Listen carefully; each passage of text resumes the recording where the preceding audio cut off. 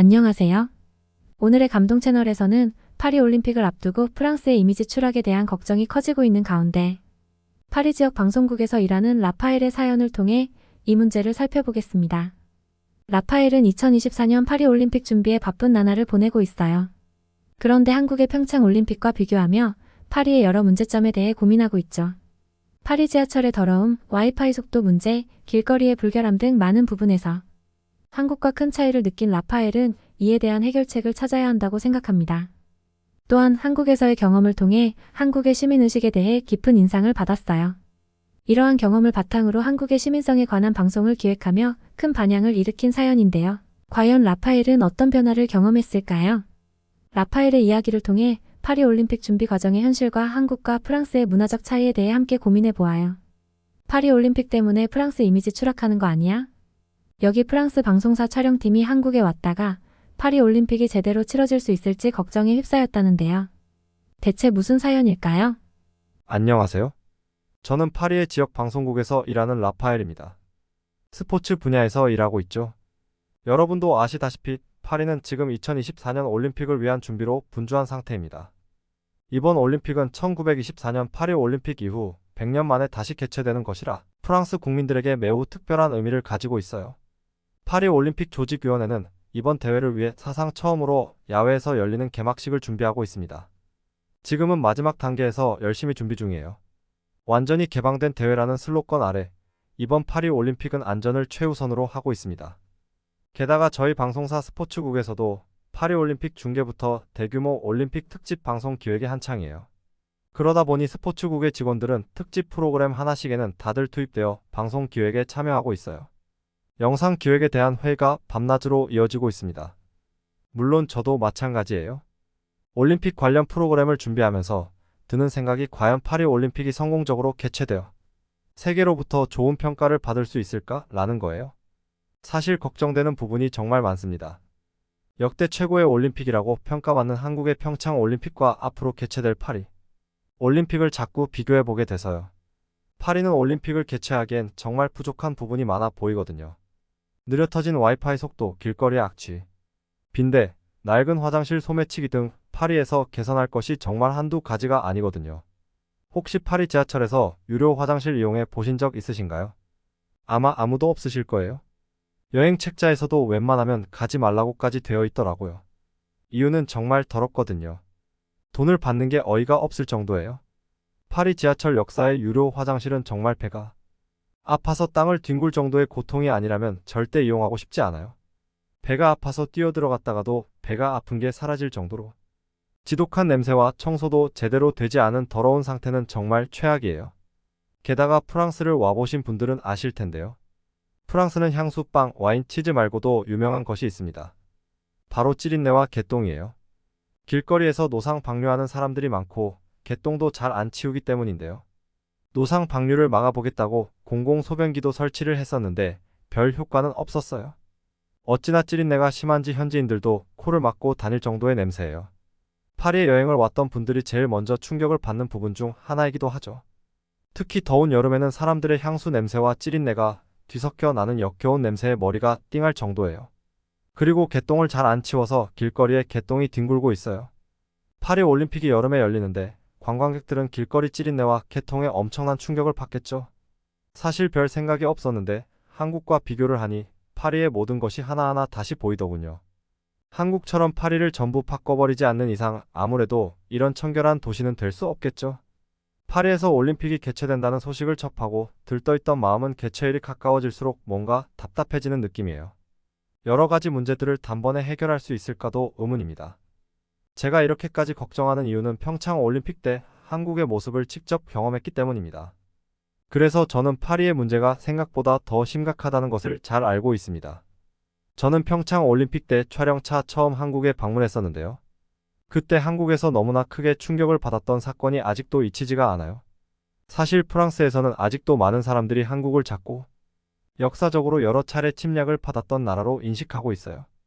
특히 중국과 일본에 의한 침략의 역사와 남북 분단 상태로 인해 위험하다고 여기는 시각이 많죠.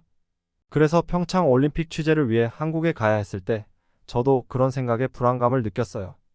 한국에 가는 것이 조금은 걱정되고 조심스러웠죠.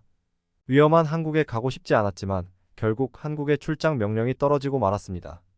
저는 어쩔 수 없이 저희 팀을 따라 한국으로 향하게 되었어요. 그렇게 저희는 18시간이란 긴 비행을 마치고 인천공항에 도착하였습니다. 저는 인천공항에 도착하자마자 엄청난 규모와 깔끔한 공항 내부의 놀라움을 감출 수가 없었습니다.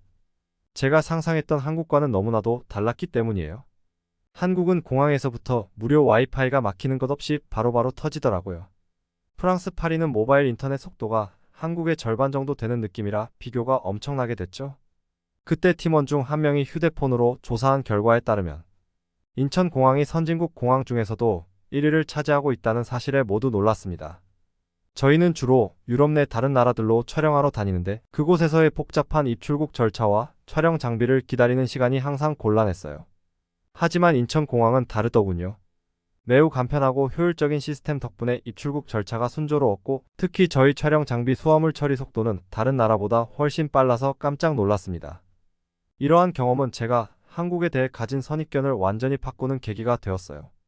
인천공항에서의 첫 인상은 한국이 제가 상상했던 것과는 전혀 다른 매우 선진화된 나라임을 증명했습니다. 더욱더 저를 놀라게 했던 사실은 도둑이 없었다는 겁니다. 저희가 가지고 다니는 장비는 다 엄청 비싸기 때문에 항상 사람이 많은 공항에서는 장비를 잘 챙겨야 했습니다.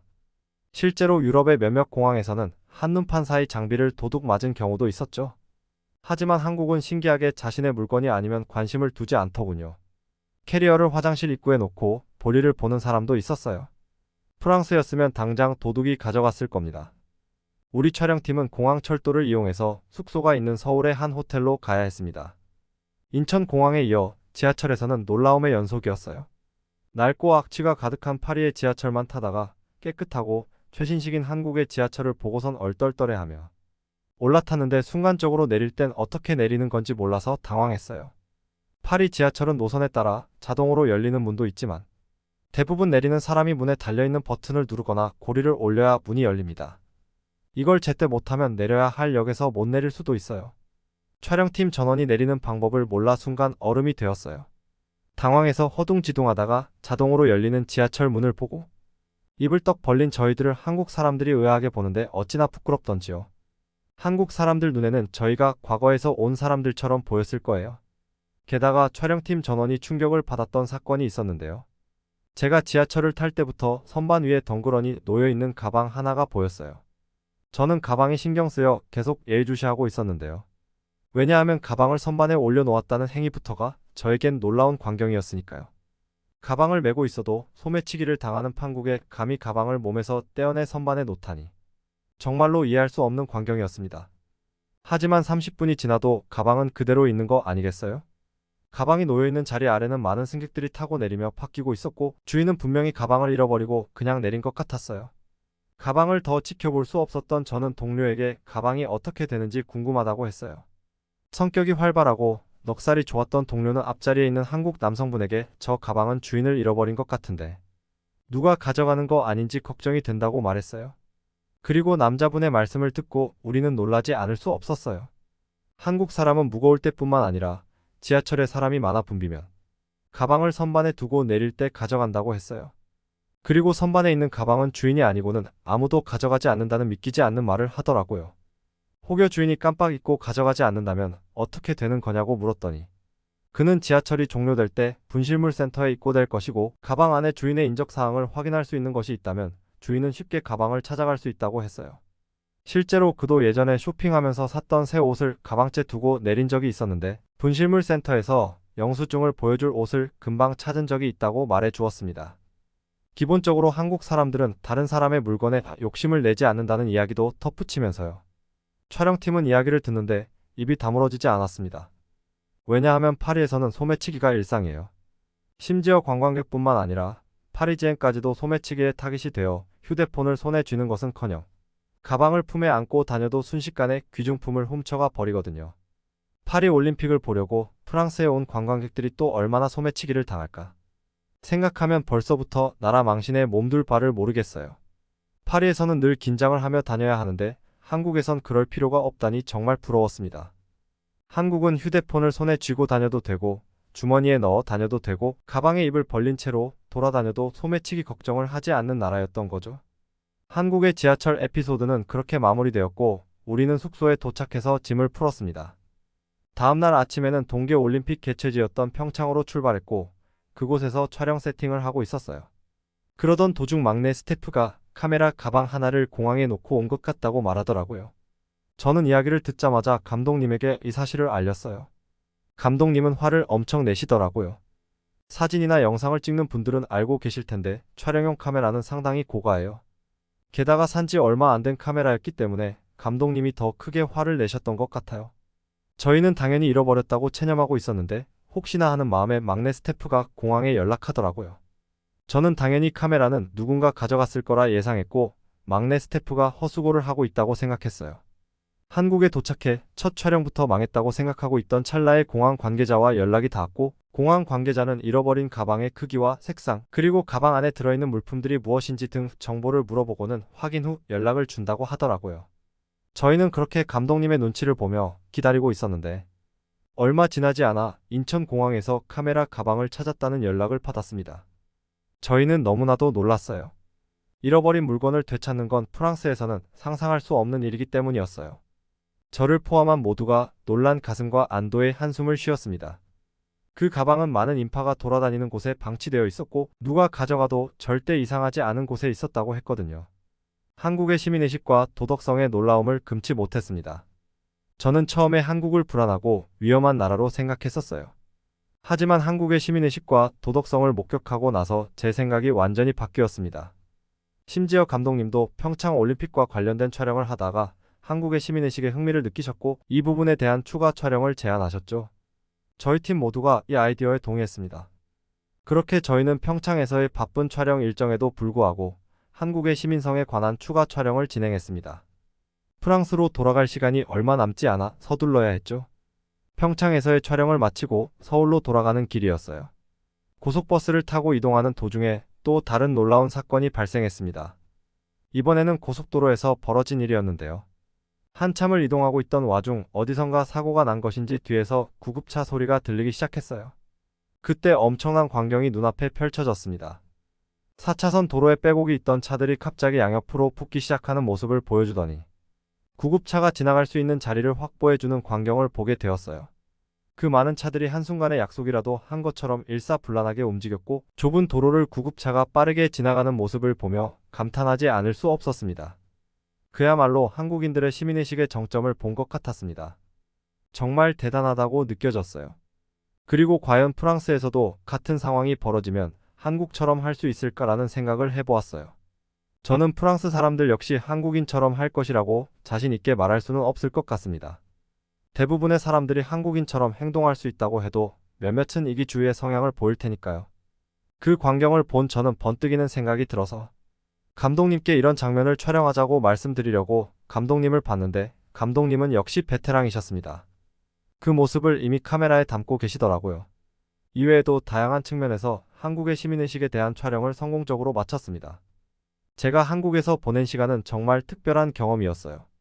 한국의 효율적인 시스템과 시민의식을 직접 경험하며 많은 것을 배웠죠. 프랑스로 돌아온 후 저는 한국에서의 경험을 바탕으로 한국의 시민성에 관한 내용을 담은 특별한 방송을 기획했습니다.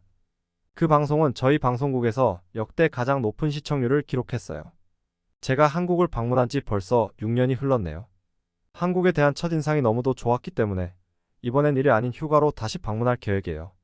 아직 경험하지 못한 한국의 다양한 문화를 더 많이 체험하고 싶어서 다음 한국 여행을 기대하고 있습니다. 여러분, 오늘의 사연 어떠셨나요? 오늘의 이야기에 감동을 받으셨다면 구독과 좋아요, 알림도 꼭 눌러주세요. 지금까지 따뜻한 이야기를 전하는 감동 채널이었습니다.